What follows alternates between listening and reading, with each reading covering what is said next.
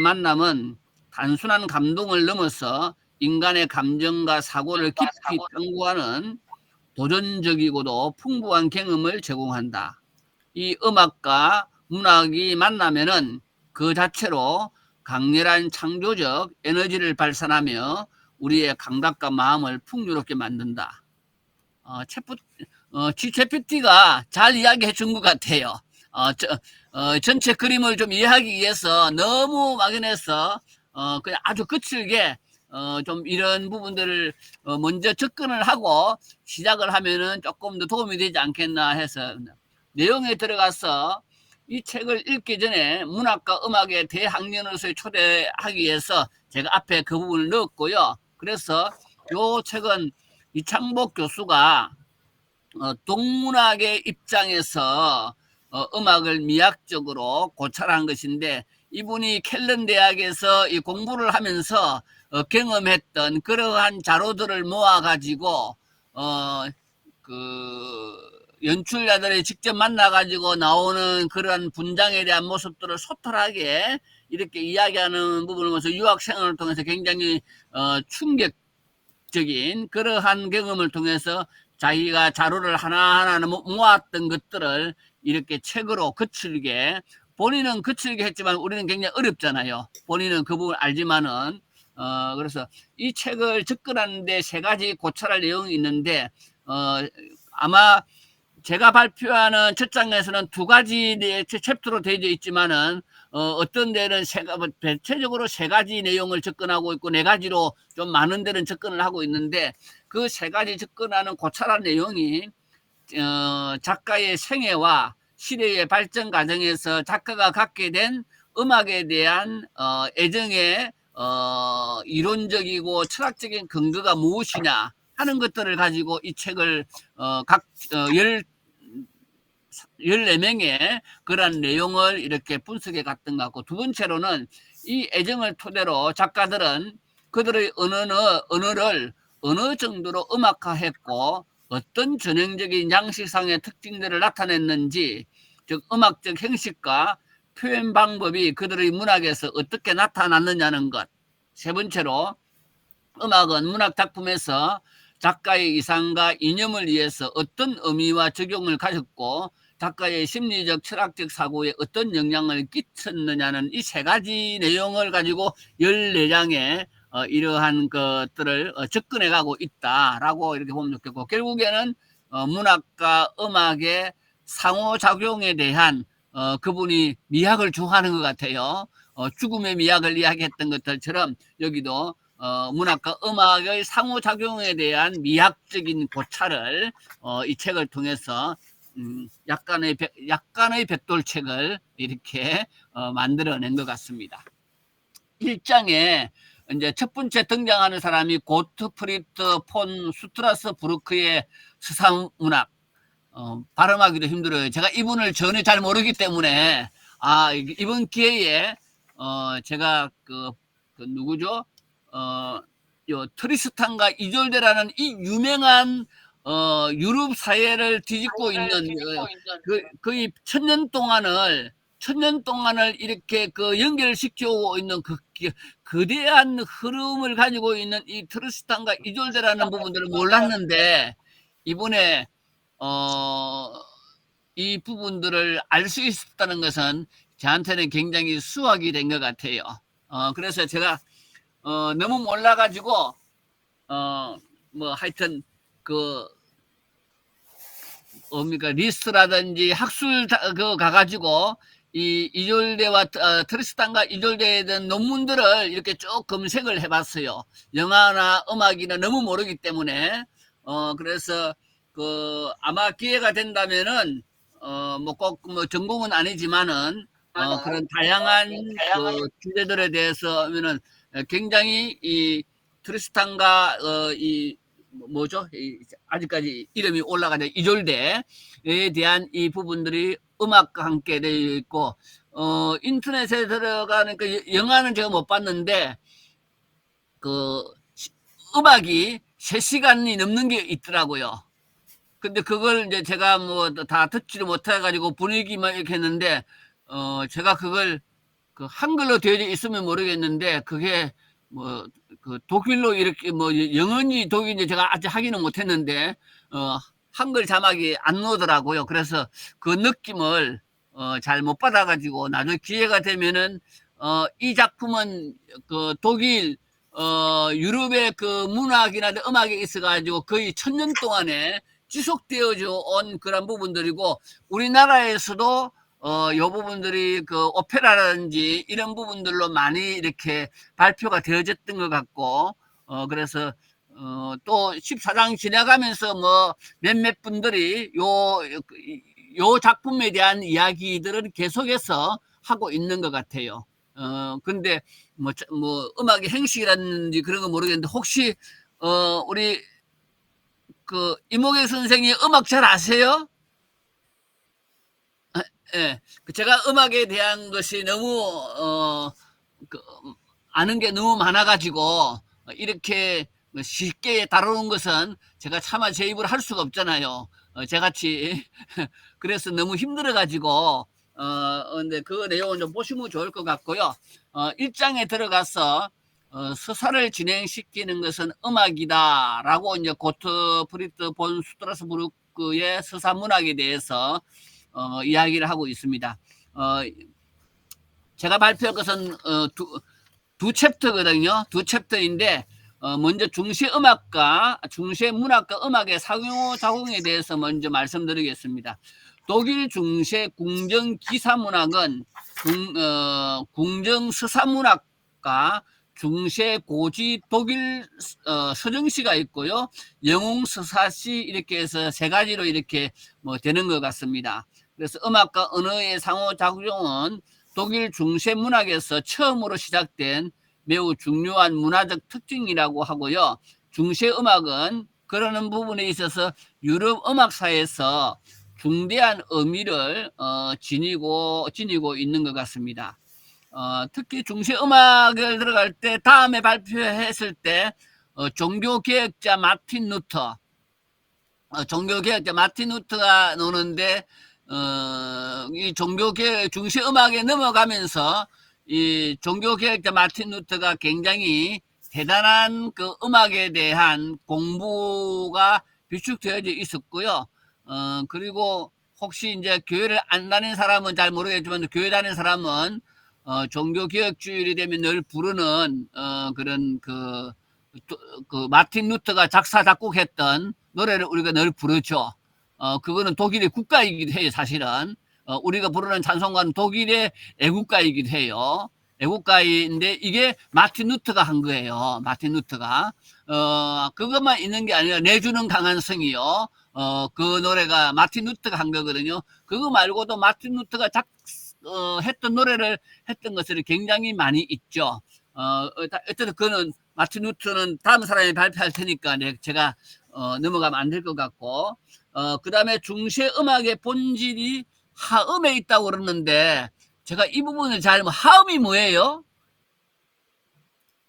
하음, 하성 뭐 이런 거 하는데 제가 잘 몰라가지고 뭐 읽는 거로는 이해할 수 있는데 설명하기가 힘들어요. 제가 음악적인 거에 소양이 부족해서 그래서 중세 음악의 본질은 함에 있는데 이게 세계의 음악이라든지 인간의 음악이라든지 소리의 음악으로 이렇게 구분되어 있다는데 이건 좀 아시는 분들이 설명해 주면 이해가 좋을 것 같다는 생각이 들었어요. 그래서 중세의 음악가는 음악의 이론 및 인간과 기악의 음악적 조화를 이루는 데 바탕이 되었고 나아가서 문학과 음악의 관계를 더 긴밀하게 이어주는 역할을 했습니다.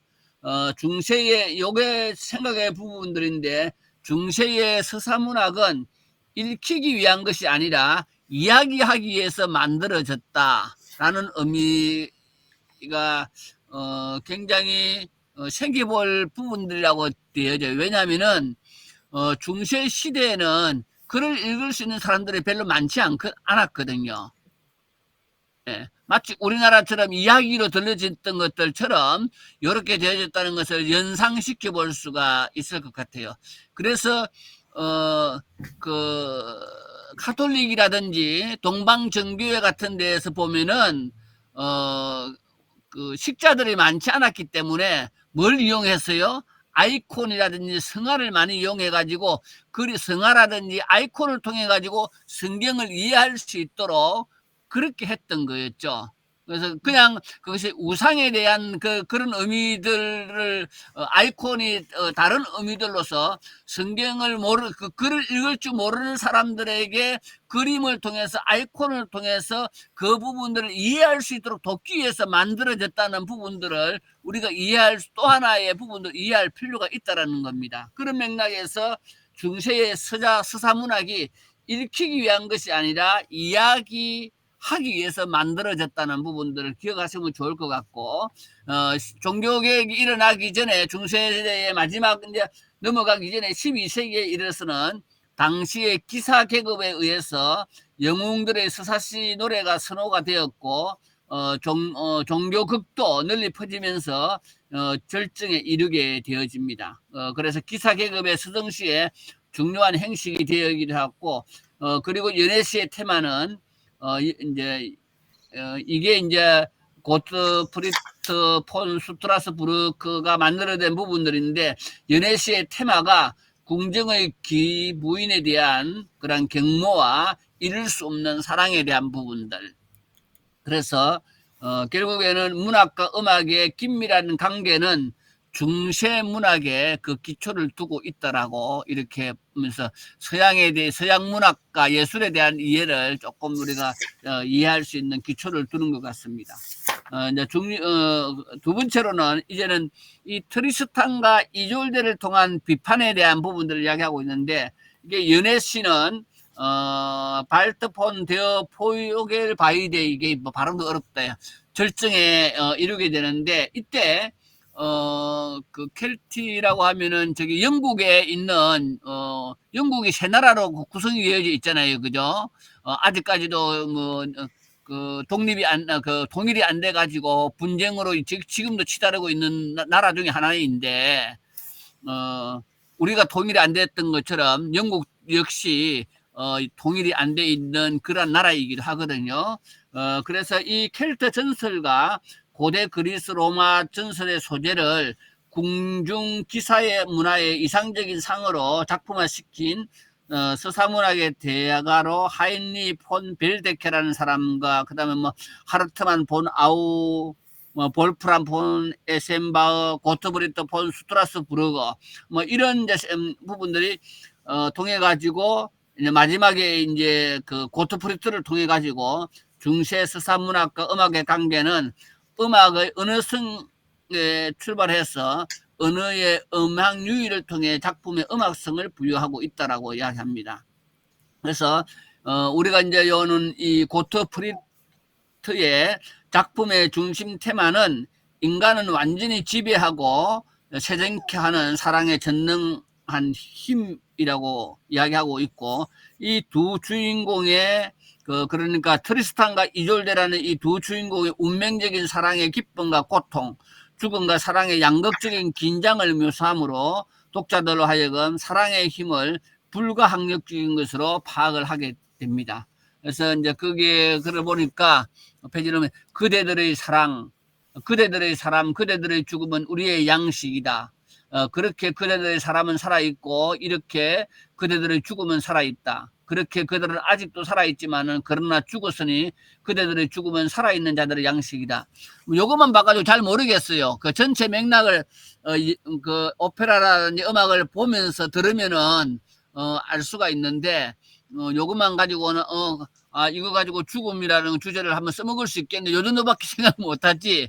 그 맥락을 충분하게 우리가 그것을 보지 못했기 때문에 좀 맥락이 좀 파악하기 어려운 것 같습니다.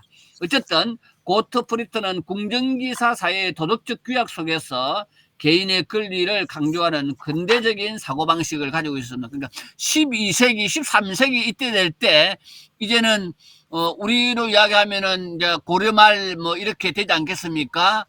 그때 이제 이러한 근대적인 사고방식을 가지고 있는 데고, 독일 문학에서 처음으로 자기 감정의 시작을 예고하고 등장한 여기에 시민계급의 교양이 있는 대표자로서 기사계급의 인습보다 더 강하게 나타났던 개인적인 사랑의 힘을 문학적으로 표현한 작가로 기사계급의 종말을 예견을 했습니다. 그러니까 12세기, 13세기 이렇게 되면서 이제는 유럽에서는 이렇게 이제 기사계급들이 우리가 뭐 옛날 어릴 적에 뭐 칼 쓰고 하는 것들을 이렇게 만화로 보고 그랬는데 이런 기사계급의 종말을 이제 예견하는 시기에 이 계급의 붕괴를 암시하는 확실한 징표로는 개인의 의사와 관계없이 국가적인 목적에 따라서 맺어진 궁정의 봉건적인 그러한 결론이 있었다는 이야기입니다. 그래서 인간의 이연과 인간성이 그렇듯이 짓밟히고 있다고 생각한 이 고트프리트는 자유롭고 순수한 사랑의 선택에 대한 모든 사람의 권리를 일종의 계급 제도에 대한 도전 뭐 이런 성격이 될 수 있을 것 같아요.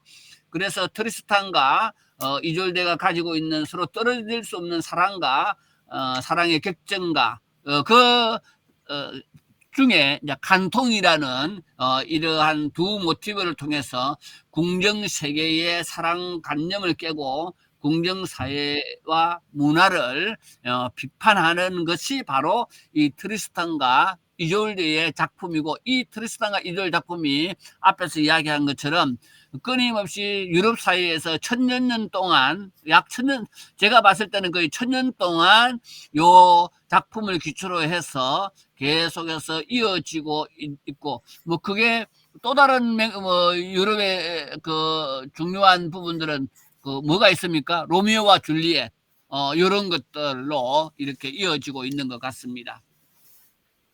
결국 그는 혈통이 아닌 인간의 타고난 자질이 가치 있는 것과 없는 것을 결정한다고 생각을 했고, 개인의 순수한 사랑과 자신의 노력으로 얻은 가치와 품위는 존중되어야 한다는 것입니다. 이 같은 혁명적 사고는 당시의 궁정기사 사회의 사고와 풍습에 반대되는 것으로 질풍노도의 시대에야 비로소 큰 영향을 발휘하게 되었고, 그 대표적인 사고방식으로 활발히 작품화가 되었다는 이야기입니다. 그러니까 인간 중심에 대한 부분들이 그때 이제 서서히 눈을 떠가고 있는 그런 앞전에 종교 개혁이 일어나기 전에 이제 이런 그 분위기들이 조금씩 시작이 되어가고 있다는 이야기입니다. 그래서 이 고트프리트 이거는 이제 음악은 아니고 이때는 문학 작품이었죠.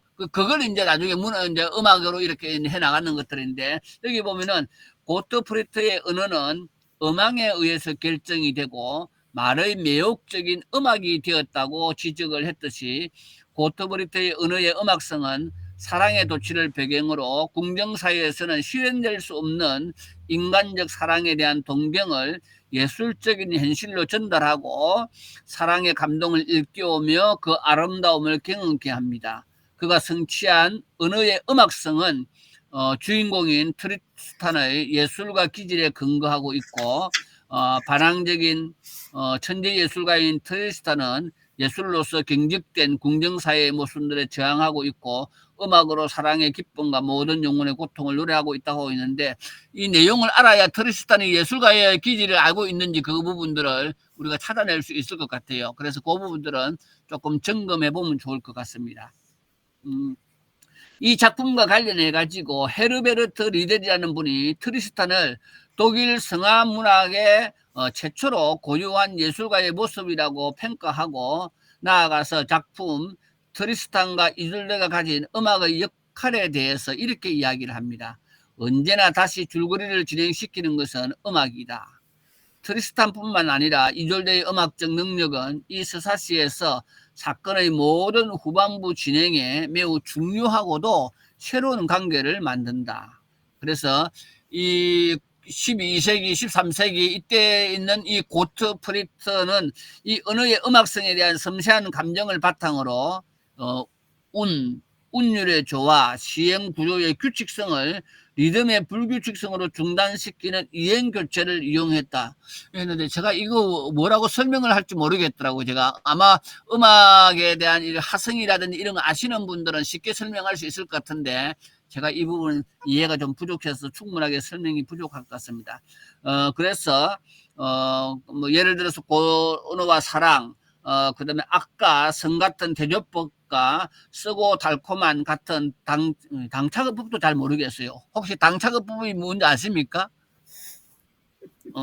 하여튼 이런 것을 대가답게 자유자재로 사용한 것이 뿐만 아니라 말의 반복과 같은 언어 유희를 통해서 말들의 다양한 결합과 문체 형상들을 만들고 미학적인 효과를 상승시켰습니다. 그래서 이 고트프리트의 이 문학 작품을 설명하는 이 하인츠 사르수라는 사람이 음향적이고도 내용적인 표현의 효과적인 강조는 말 반복의 현저한 특징이다라고 하는데, 그러한 것들이 뭐 예를 들면은 사모하는 남자와 사모하는 여자, 한 남자 한 여자, 그렇게 반복해 한 여자 한 남자, 뭐 트리스탄 이졸데 이졸데 트리스탄, 이런 거 형식으로 운율을 반복적으로 하는 것들인데, 이거는 우리나라의 문학에서도 충분하게 있는 부분들인 것 같아요. 그렇게 맥락을 이해하면 좋을 것 같고요.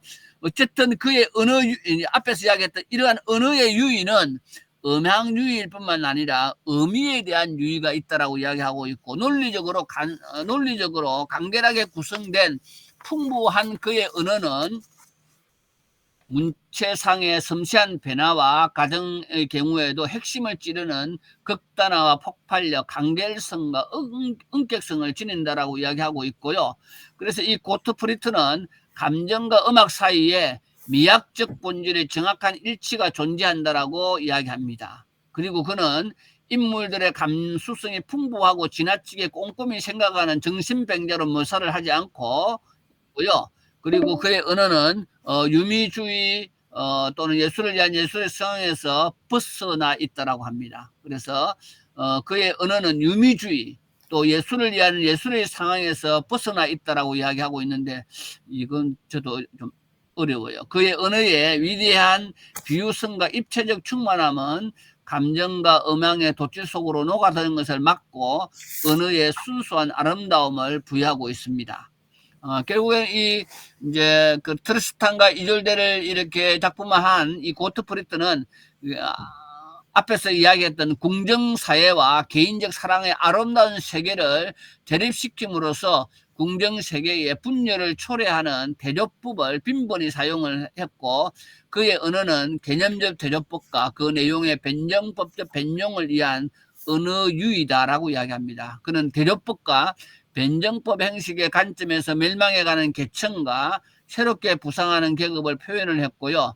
그는 다른 작가들처럼 내용 없는 언어 유희에 머물지 않고 내용과 형식 사이의 훌륭한 균형을 통해 자신의 깊은 사고와 감정을 예술적으로 미화시켜 표현하고 있습니다. 그래서 트리스탄과 이졸레의 그 프롤로그에서 궁정사회의 틀에 박힌 사람들이 아니라 신분의 차이를 넘어서 사랑과 죽음, 사랑과 고통이 서로 일치한다고 보는 고귀한 영혼을 지닌 사람들을 독자로 삼고 그의 비극적인 종말을 통해서 궁정사회의 생각과 문화를 비판하고 그 위기를 노련한 언어의 형식으로 표현을 했습니다. 그래서 개념적인 반대 명제와 변정법적 변용에 근거한 그의 음악은 궁정기사 계급의 문화적 위기에 대한 표현인과 동시에 계급 세계를 극복하고자 하는 수단이었다라고 이야기합니다. 요 내용을 좀 더 우리가 알려고 그러면은, 어쨌든 이 트리스탄과 이졸데라는 이 책도 있거든요. 책을 우리가 내용을 읽어야 언어의 유의라든지 이런 것들을 좀 찾아낼 수 있을 것 같아요. 뒤에 있는 부분들은 제가 참조로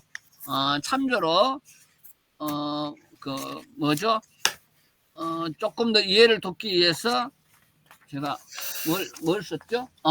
독일 문학과 음악에 대한 역사를 혹시 우리가 조금 더 전체 이 책을 살펴보기 위해서 독일 문학과 음악에 대한 역사를 우리가 지금 이 전체의 12세기, 13세기부터서 거의 19세기, 20세기 걸치는 내용들을 제가 이거는 참조로 이렇게 썼고요. 어쨌든 제가 그 결론 부분들의 요 책의 이야기 그 독일의 문학과 음악에 대한 역사를 결론적으로 이야기하면은 맨 뒤에 보면은 독일 문학과 음악은 서로 다른 예술 장르임에도 불구하고 역사적으로 많은 영향을 주고 받으며 발전해 왔습니다.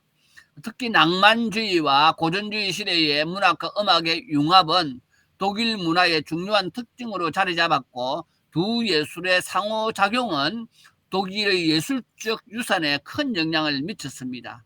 20세기에도 이러한 전통은 계속해서 이어져 오고 있고, 문학과 음악의 만남은 시대마다 새로운 형태로 나타나고 있습니다.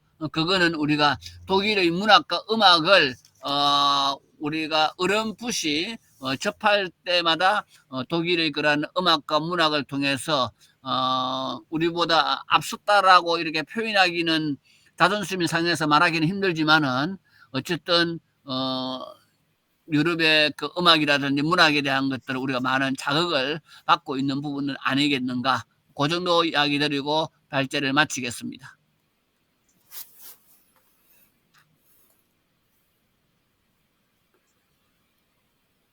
너무 어려웠어요. 10분이 남아서요. 질문을 또 하다 보면 길어질 것 같아서 10분 지나면은 다시 지금 회의 개설해 가지고 소리 안 들려요.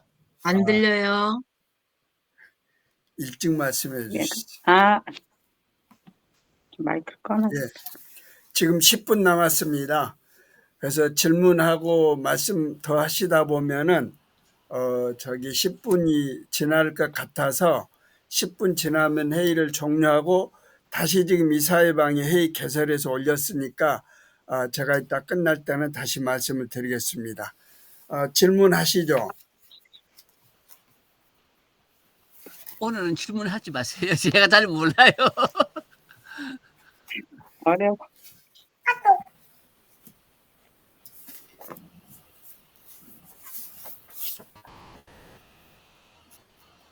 우리 이것 때문에 음악회 한번 가야 될 것 같아요.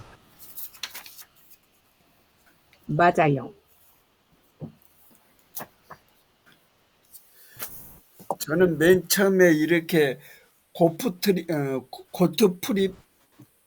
폰 슈트라스부르크라는 게 뭔지를 몰라가지고 검색을 했더니 사람 이름이더라고요. 그리고 이제 트리스탄의 이제 저자고 하는 것들이 이제 쭉 나오던데, 근데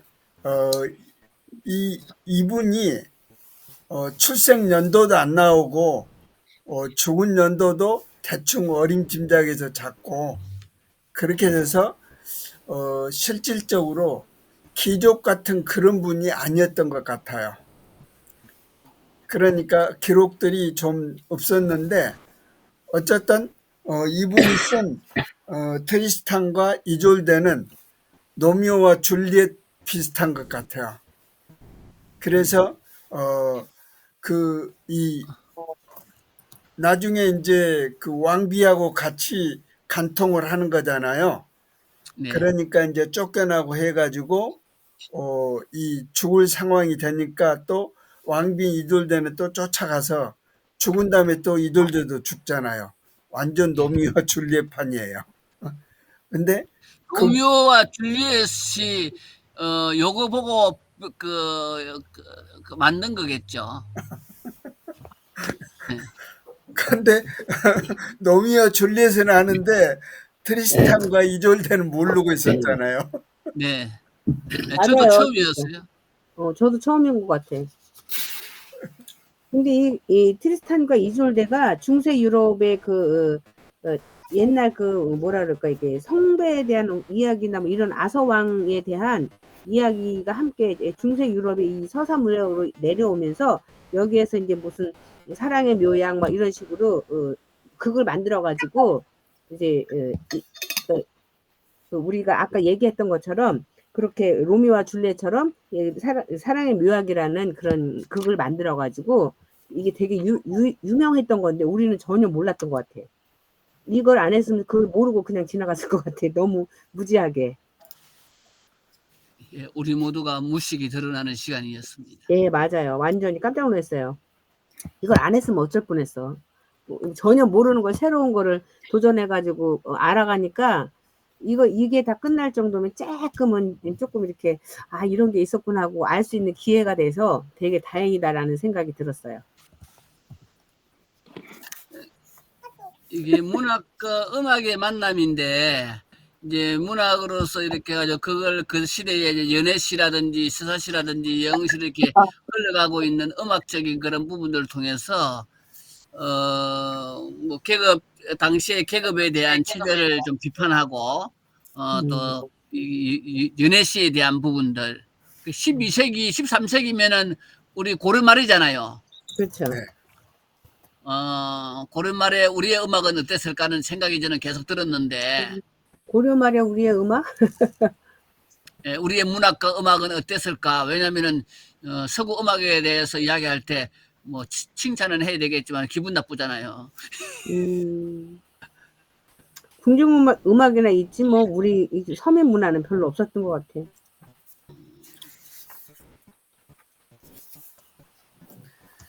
그러니까 기종 문화는 연애시인 것 같고요. 장인가는 서민 문화가 아닐까요? 결과적으로 이제 네네네. 귀족으로 올라가기 위한 그렇죠. 장인은 나중에 그게 이제 이게 13세기 되니까 네. 13세기 한 200년 지나고 나면은 이게 루트가 이 했던 부분들이 이 장인 문학을 가지고 이제는 그 요즘으로 이야기하면 독일의 민요가 하는 것들이 이 노래도 기존의 음악이 아니고 대중들이 부를 수 있는 요즘에 하면 대중가요식이에요.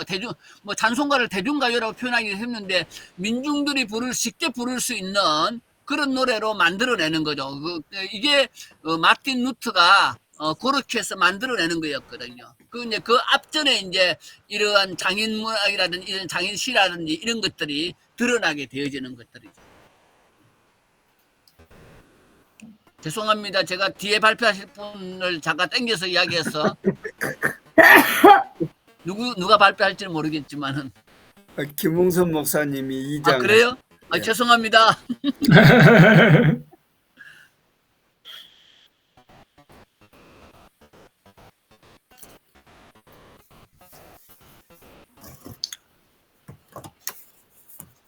마틴 루터 거는 재미있을 것 같은데.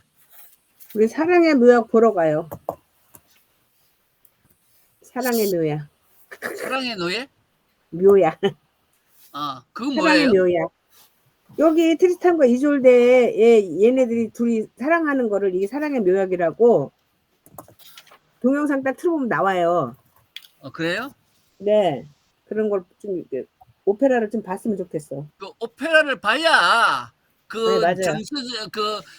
반어법이라든지 뭐 변정이라든지 이런 느낌들을 좀 이렇게 넣을 수 있는데 보지 못한 상태에서 이렇게 하기에는 조금 한계가 제가 있었습니다. 좀 미리 좀 봤으면은 음악은 3시간 10분짜리를 제가 다운을 받았어요.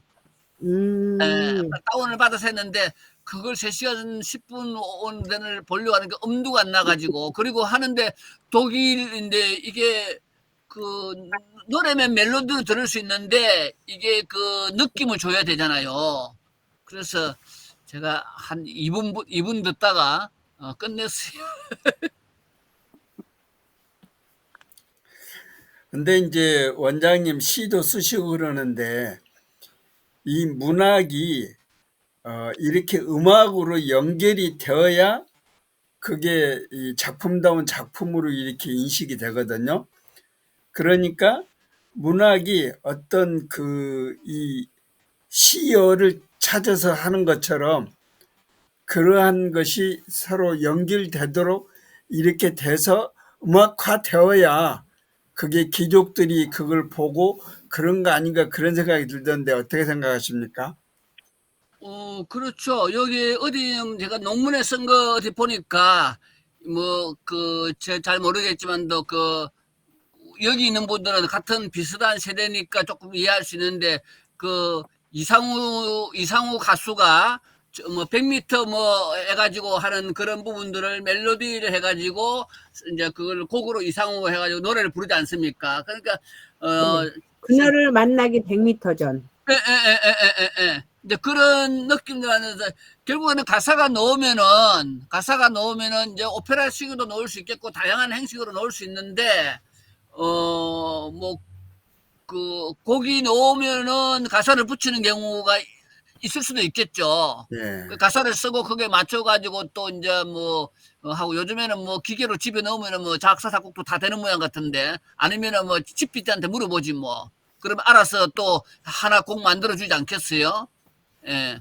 예, 음악성이 얼마나 그 친구가 있었는지 모르겠는데 노래 만드는 앱은 스노라고 SUNO라는 게 있습니다. 그래요. 예, 그건 완전히 이제 다른 데서 시 만들고 그 시를 여기 스노에다 넣어주면은, 작곡을 해서 노래까지 불러줘요. 또 그 노래를 내 음색으로 해달라고 해주면 또 그렇게도 해줘요. 어, 지금 1분 내 종료되니까 이걸 끊고 다시 제가 열겠습니다. 자, 이거 끝내고 다시 옵니다.